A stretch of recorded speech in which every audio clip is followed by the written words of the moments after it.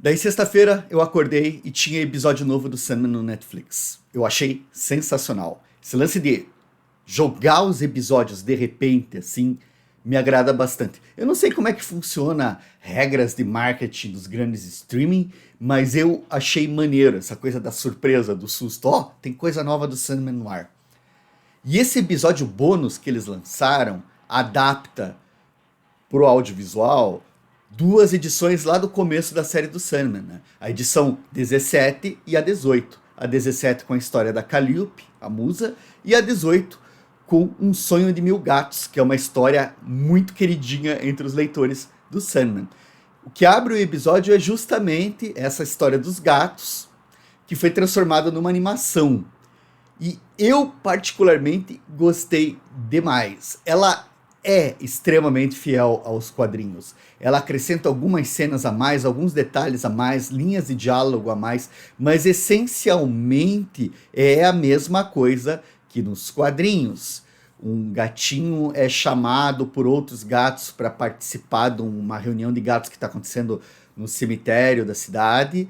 Eles vão até lá para escutar uma gata que vai palestrar, que vai fazer uma evangelização, uma pregação. E essa gata conta de uma história particular dela, traumática, que mostrou para ela como, na verdade, os gatos são uma classe subjugada e totalmente à mercê dos caprichos dos seres humanos. A história, a trajetória dessa gata é muito bacana porque vai mostrar uma violência lá que foi cometida contra ela, que é bem chocante no quadrinho, tanto no quadrinho quanto na animação. Ficou algo bem chocante, assim, é algo assim que comove, né, o espectador.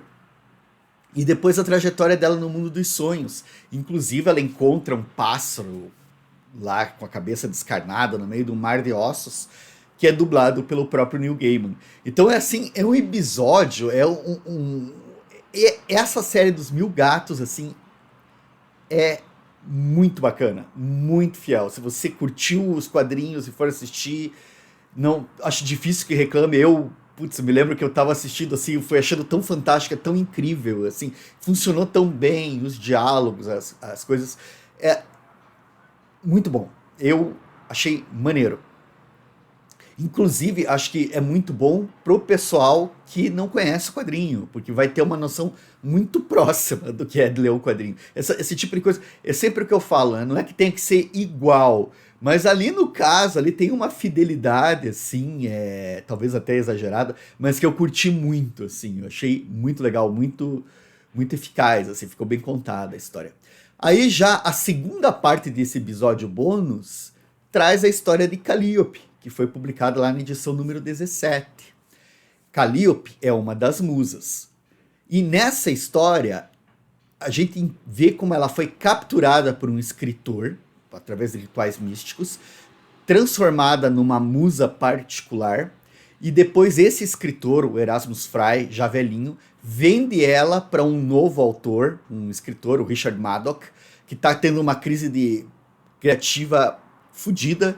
Ele tinha escrito um livro, o livro fez muito sucesso, ele ganhou adiantamento, fez contrato, só que ele não consegue pensar em nada para escrever no próximo livro, ele está totalmente bloqueado. Então ele compra essa musa. E a história toda gira em torno disso, do escritor que comprou a musa.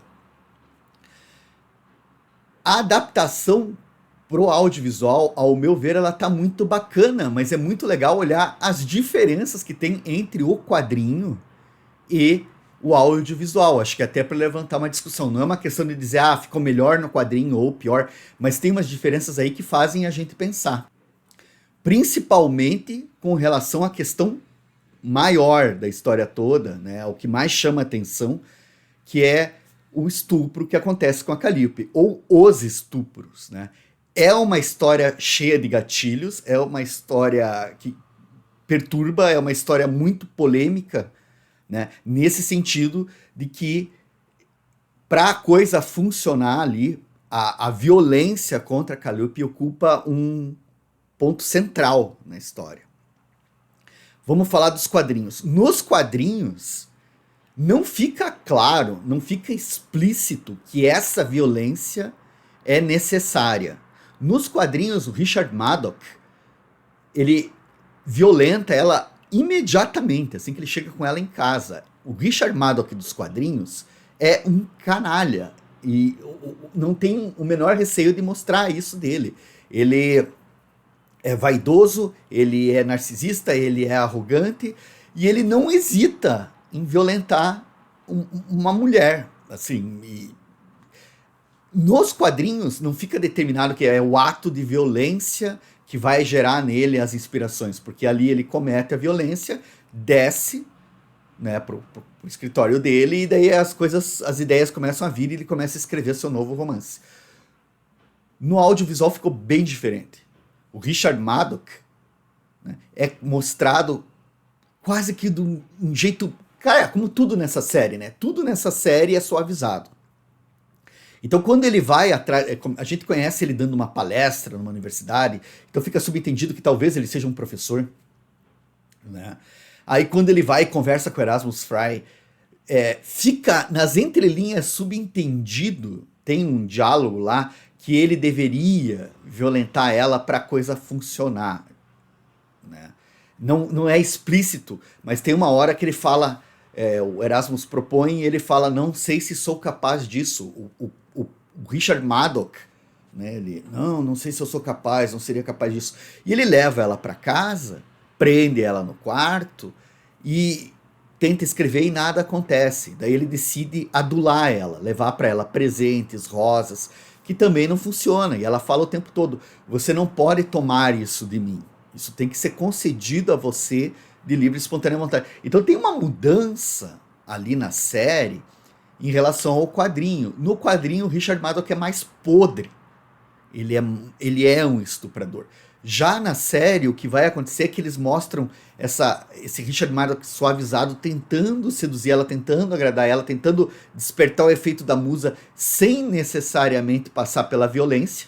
E daí, num determinado momento, ele tá lá escrevendo, ele se desespera porque ele tem prazo, porque não sei o que. Ele sobe, você não vê nada, você só escuta a porta abrindo, fechando, né? E depois ele aparece escrevendo tempestuosamente, com um arranhão sangrando na cara ainda e tal. Então, a série, ela ameniza, ela suaviza bastante. Não existe uma referência gráfica, fica tudo subentendido. E a série, de um modo que o quadrinho não faz, ela traz essa questão da violência muito à tona, ela debate muito isso.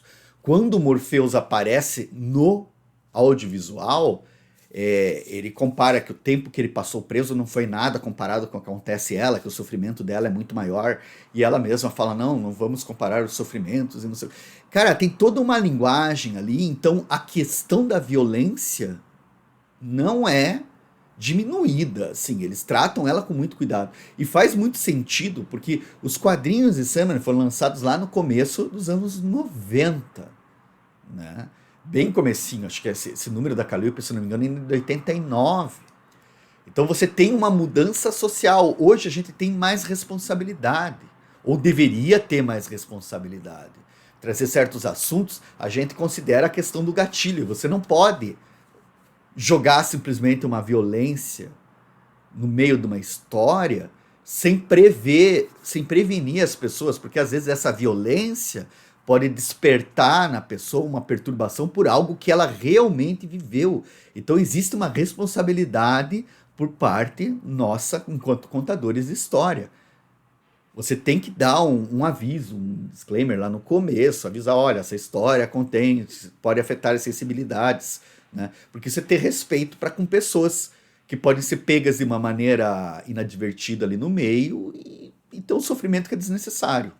Enfim, né? O episódio é todo montado atendendo e pensando nessas responsabilidades, nessa colocação, né? Você não diminui. Essa história da Calliope, você tem muitas possibilidades de interpretação, mas dentro do nosso contexto social, a questão da violência acaba se sobressaindo, né? E no episódio, o que eu acho é que esse lance de amenizar o Richard Maddock, né? De você fazer com que ele vai cometer a violência porque ele está desesperado, eu achei equivocado, minha opinião. Aí sou eu falando opinião, questão valorativa. É equivocado porque você dá uma amenizada e uma suavizada, E você meio que passa um pano de uma possibilidade que você teria de fazer uma crítica a uma série de abusos que acontecem cotidianamente dentro da estrutura não só de entretenimento, quanto de diversas outras na nossa sociedade. Questões de abuso, questões de invasão, de agressão, de você invadir o espaço da mulher e através de uma certa violência deixar claro que existem posições diferentes, demonstrações cruéis de poder. Então, assim, a suavização que eles deram pro Richard Maddox, por um lado, talvez tenha tido cuidado de não ofender sensibilidades, mas por outro, me parece assim que acabou esvaziando um pouco o discurso desse assunto, que poderia dar um grande peso político, né, para esse episódio. Mas enfim, considerando tudo, eu acho que esse daí também entra, junto com o episódio 6, o 4 e o 5, na minha opinião, no melhor da série, assim. É muito bacana, é muito bem feito, é bem escrito, funciona, né? Para quem leu o quadrinho, eu pelo menos que li o quadrinho, eu acho que esse lance da amenização ali tá bem claro, assim, e, por exemplo, o Morpheus, não é, cara, o Morpheus dos quadrinhos, ele é muito mais seco, cruel, cuzão, se você preferir, do que o Morpheus que aparece na série. Na série, ele trata a Calliope, ele tem uma preocupação com ela, e o próprio ator mostra isso nos olhares e tal, então ele é mais emotivo. No quadrinho é muito legal porque ele vai lá, salva ela, mas em nenhum momento ele se abre para ela, em nenhum momento ele mostra carinho, ele dá uma brecha. Né? Ele mantém uma distância, uma frieza, porque seja lá o que foi que aconteceu entre eles, que ele se sentiu magoado por ela, ele não consegue relevar. Né? Ele tá lá para libertar ela, porque ele ficou preso, ele acha que isso não é justo, ele pode até guardar afeto por ela e tal. Ele tem certas frases que estão no audiovisual ali na série e no quadrinho que batem assim, mas a série, o Tom Sturridge ali mostra o Morpheus que é muito mais humano, muito mais empático, muito mais sensibilizado, emocionado com a condição que a Calliope passa, enquanto que no quadrinho ele fica furioso, né? Mas ele não abre espaço. Eu acho que a série traz uns textos, umas possibilidades de discussão bacanas, só, de novo, né? Essa amenização que eles fizeram, assim, acho que perderam uma oportunidade de talvez meter um dedo na ferida ali e cutucar mais, assim, acho que deu uma... Esse lance, o cara, ele cometeu o ato porque ele estava desesperado, precisando criar...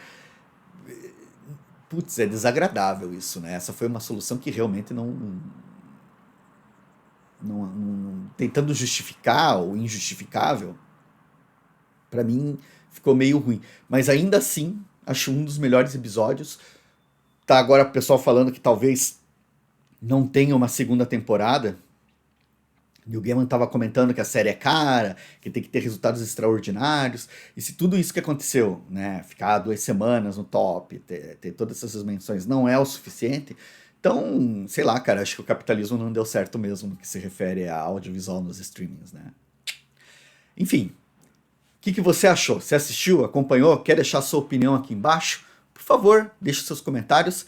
Se você quiser, e só se você quiser, dá uma curtidinha aí pra gente, assina o nosso canal, compartilha, seja sempre muito bem-vindo, bem-vinda, e nos falamos. Até a próxima, pessoal!